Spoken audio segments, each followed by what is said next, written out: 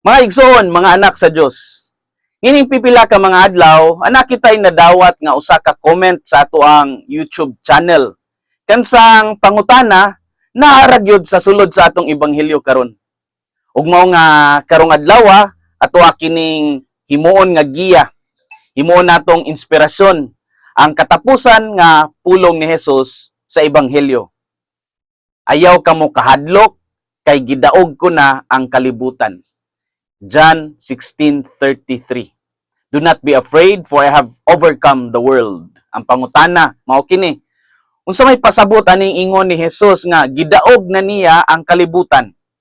Nganong ang kalibutan man gyud ang kinahanglang daogon? Kini dili lamang mga pulong sa panigurado. Apan kini nga pamahayag sa pagdaog, usa ka pamalando nga bisan taliwala sa kasakit, pagsulay, ug bisan daw anaay kapakyasan, si Kristo gihapon ang naguna ug nagmadaogon. Apan natong tan-awon ang duha ka punto nga makita sa maong pamahayag ni Jesus. Una nga punto, kini paghupay ni Jesus sa iyang mga tinun-an nga bisan sa kagubot o sa mga moabot pang kalisdanan nga mutungaw, ang may pagsalig kaniya makabaton gihapon og kalinaw. Parte sa maong pamulong ni Jesus nagkanayon, I have said this to you so that in me you may have peace. John 16:33. Gisulti ko kini kaninyo aron makabaton kamo og kalinaw pinaagi sa inyong pagkahiusa kanako.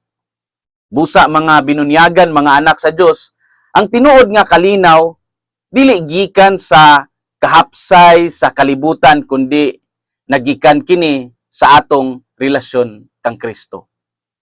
Ang kalibutan puno sa kagubot, mga gubat, away sa pamilyang iniluganay sa mga nabilin nga mga kabtangan, naay mga problema sa trabaho, kasakit sa lawas. Apan si Kristo nag-ingon, in me you may have peace. Makabaton kamo og kalinaw pinaagi sa inyong pagkahiusa kanako. This is a very consoling assurance. Sa panimalay, ang kalinaw usahay lisod makaplagan. Labi na kung may dili pagsinabtanay. Pero ang Kristohanong panimalay nga nagampo, nagpailob, ug nakigambit sa sakramento, kana nga panimalay makasinati sa kalinaw nga dili kapulihan bisan unsa. Dili ba sa una sa mga bata pata, abi nato kung naanatay kwarta, kung naanatay napundar, kung naanatay sakyanan, makapalit na tagbagong sanina, okay na kayo ta. Apan sa dihang nakabot na nato ni, atong nasinati mismo, nga ang mga butang sa kalibutan, bisan pag maato tanan, dili paigo aron paghatag og kalinaw. Ang matuod nga kalinaw, anaa gyud ay sa hingpit nga pagsalig sa Dios. Kini paghupay ni Jesus sa iyang mga tinun-an, nga bisan sa kagubot sa mga moabot pang kalisdanan nga mutungaw, ang may pagsalig kaniya makabaton gihapon og kalinaw. Ikaduhang punto, kini paghupay ni Jesus sa iyang mga tinun-an, nga bisan sa unsay isulti sa kalibutan batok kanila, ang pulong sa Dios mao'y atong basihan sa atong tinuod nga pagkatawo ug kapalaran. Ang kalibutan muhatag nato og muhukom og daghang labels o husga.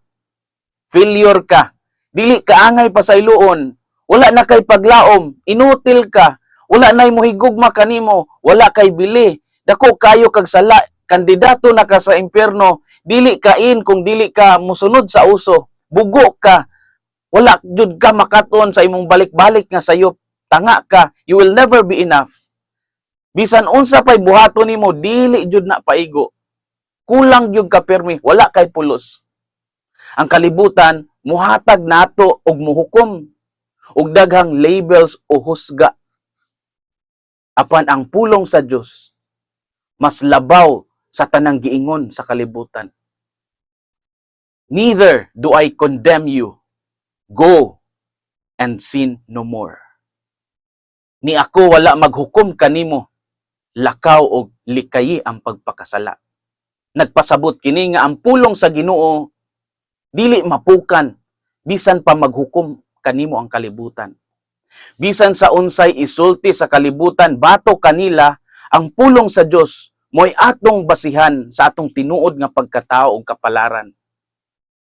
Kini nga pahayag nagdala nato og dako nga kamatuoran nga ang kasaysayan sa atong kinabuhi dili matapos sa kapakyas, sa kasakitan o sa kasaypanan. In the greater scheme of things, makita nato ang daghang kadautan sa kalibutan, ang gubat, ang corruption, ang pagkabungkag sa mga pamilya, depression, pagbiya sa pagtuo, murag usahay makapangutana ta, asa naman ang Dios? Asa man ni padung ang tanan? Apan giingnan kita ni Kristo sa John 16:33. But take courage, I have conquered the world. Ayaw kamo kahadlok, kay gidaog ko na ang kalibutan. Dili ang kadautan, dili ang kapakyasan, kundi ang gugma, ang katapusan nga pulong. Dili ang kamatayon, kundi ang pagkabanhaw. Dili ang kangitngit, kundi ang kahayag. Kini paghupay ni Hesus sa mga tinunan nga bisan sa unsay isulti sa kalibutan, bato kanila ang pulong sa Dios mao'y atong basihan sa atong tinuod nga pagkatao ug kapalaran.